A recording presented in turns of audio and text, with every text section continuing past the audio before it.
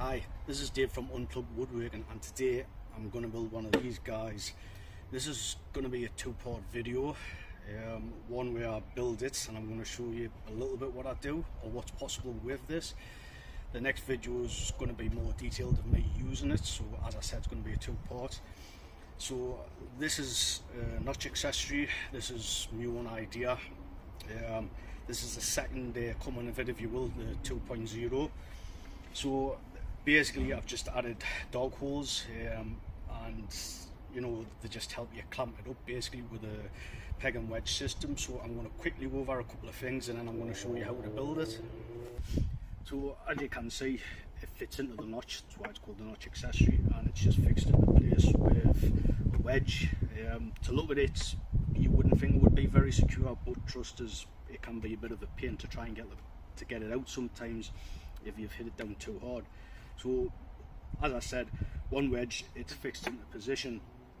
So from this position we can actually get multiple boards that have been glued up and use this as a kind of a plane and stop. It actually obviously works as a plane and stop this way, but what else it does is also stop it from moving this way, because the full length of it is supporting it, and the bench acts as a pivot point. And as a precaution, if you like, you can actually wedge this up at the back like so, as you can see. Obviously it's got different holes in for different sizes. I might do plans with this, but I'm kind of still experimenting at the moment. But you can see the concept. Something else you can use this for would be to cut a tenons. So I could have it in like so, obviously just get me saw and start cutting.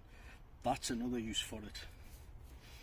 So as I said, this is going to be a two-part video. I'm not going to go into too much detail. That's going to be for the next video. So here's how I made it.